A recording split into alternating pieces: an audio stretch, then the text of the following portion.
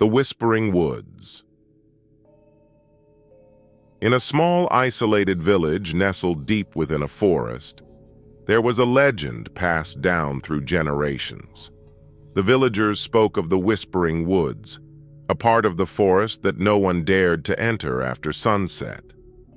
It was said that anyone who wandered into those woods at night would never return. Lena, a young woman new to the village, had heard the stories but dismissed them as nothing more than superstitions. She was an avid hiker and loved exploring new places, so one evening, just before dusk, she decided to venture into the Whispering Woods, determined to prove that the legends were nothing more than tall tales. The sun was setting as Lena made her way deeper into the forest. The trees grew denser, their twisted branches forming a canopy that blocked out the remaining light. The air grew colder, and the usual sounds of the forest, birds chirping, leaves rustling, faded into an eerie silence. As Lena walked, she noticed something strange.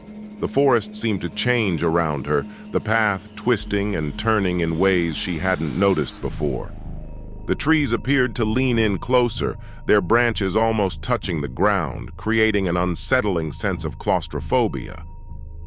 A feeling of unease began to creep over her, but she pressed on, refusing to let fear take hold. Then she heard it, a soft whispering, carried on the wind. Lena froze, straining to hear the words, but they were too faint to understand. She looked around, trying to spot the source, but saw nothing but trees and shadows. The whispers grew louder, and soon she could make out a few words. "Turn back. Leave this place." A shiver ran down her spine, but Lena was stubborn. "It's just the wind," she told herself, continuing forward. The path twisted again, and she found herself in a small clearing. In the center of the clearing stood an ancient, gnarled tree, its bark blackened and twisted. The whispers were now a chorus, surrounding her, urging her to leave. But as Lena approached the tree, the whispers stopped abruptly. The silence was deafening. Then she noticed something that made her blood run cold. Carved into the trunk of the tree were names. Dozens of names, etched deep into the wood, some old and faded, others fresh. At the very bottom, she saw a name being carved before her eyes, as if by an invisible hand. It was her name. Panic surged through Lena as she stumbled backward, but it was too late. The ground beneath her feet began to shift, and the shadows around her seemed to come alive. The whispers returned, now frantic, desperate. "You shouldn't have come. You must stay." Lena turned to run, but the path had vanished. The trees closed in around her, their branches grabbing at her clothes, pulling her back toward the tree. She screamed, but her voice was swallowed by the forest. The last thing Lena saw before the darkness consumed her was the tree, and her name, now fully carved into its bark. The next morning, the villagers found Lena's backpack at the edge of the Whispering Woods, but she was never seen again. The villagers spoke of the woods in hushed tones, and the legend grew. The Whispering Woods claimed another soul, and the whispers continued to warn those who dared to listen. Turn back before it's too late. The man in the portrait. Emily had always been fascinated by old houses, so when she inherited her great-aunt's Victorian mansion, she was thrilled. The house was large, with creaky wooden floors, high ceilings, and a grand staircase that led up to dozens of rooms filled with antique furniture and dusty books. But the most striking feature of the house was the large portrait that hung in the main hallway. The portrait depicted a stern-looking man in old-fashioned clothing. His cold, piercing eyes seemed to follow anyone who walked by. There was no name on the painting, and Emily's great-aunt had never mentioned who the man was. Curious but not unnerved, Emily decided to leave the portrait where it was. On her first night in the house, Emily was woken up by a strange noise. It was a soft scraping sound, like something being dragged across the floor. She got out of bed and walked down the hallway, following the noise. It seemed to be coming from the area near the portrait. As she approached, the noise stopped abruptly. The house was silent again. Emily looked at the portrait and could have sworn that the man's expression had changed. His eyes seemed more intense, his mouth slightly upturned in a mocking smile. But she dismissed it as her imagination playing tricks on her and went back to bed. The next night, the same noise woke her, but this time it was louder. Again, she followed the sound to the hallway, and again it stopped as soon as she reached the portrait. Now she was certain the man's expression had changed.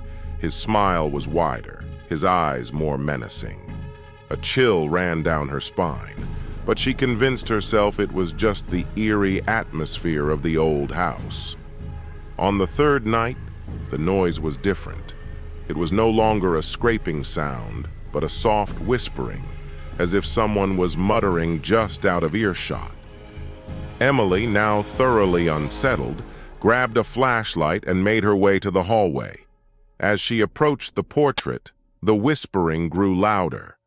This time, Emily saw it clearly. The man in the portrait was moving. His eyes shifted to meet hers, and his smile widened into a sinister grin.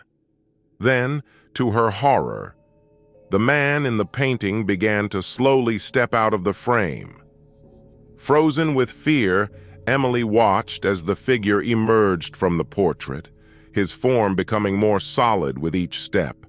His cold, dead eyes locked onto hers as he whispered, "You shouldn't be here." Emily screamed and turned to run, but her feet wouldn't move. The man reached out with a bony hand, his fingers brushing against her arm. The touch was icy, sending shockwaves of terror through her body. Summoning all her strength, Emily broke free and ran back to her room, slamming the door behind her.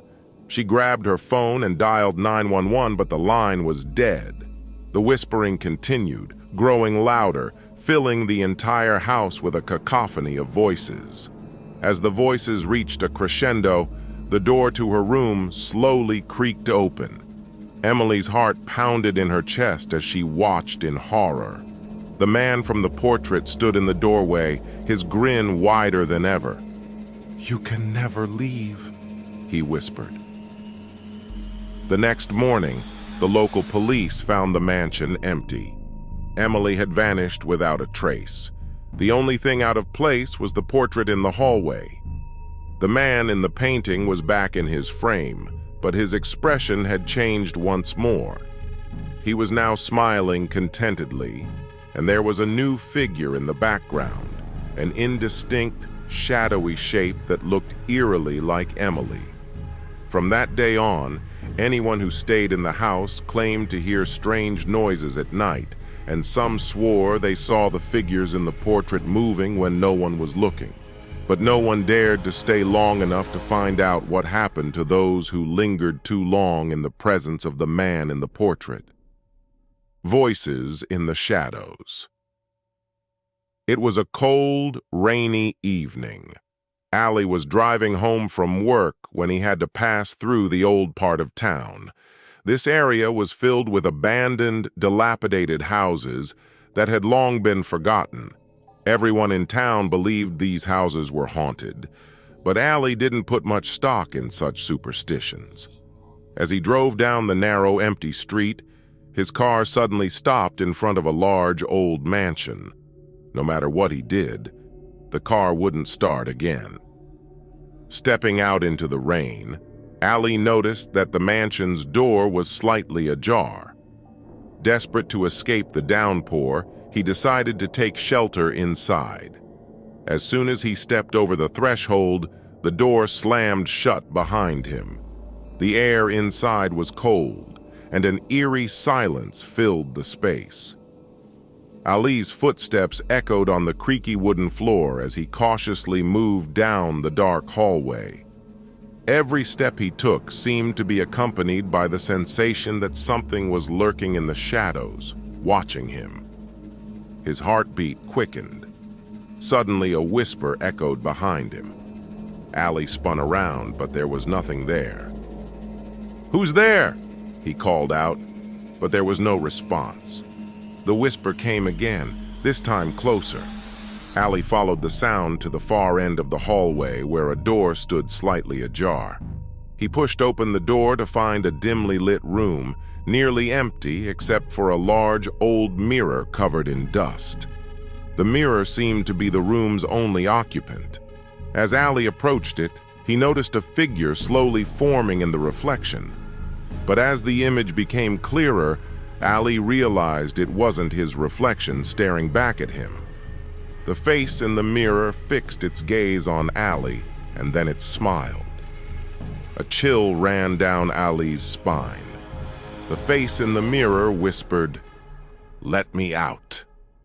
Panic surged through Ali as he stumbled backward. The voice grew louder, echoing throughout the room. "Let me out!" The sound became deafening, reverberating through the walls as if the entire house was filled with the voice.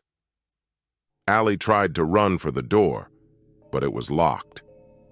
The voices reached a fever pitch, so loud they threatened to tear his mind apart. The last thing Ali saw was the figure in the mirror lunging toward him, breaking free from the glass. And then, darkness swallowed everything. After that night, Ali was never seen again. The townspeople became even more convinced that the old mansion was cursed. To this day, those who pass by at night claim they can still hear whispers from the depths of the house. "Let me out,"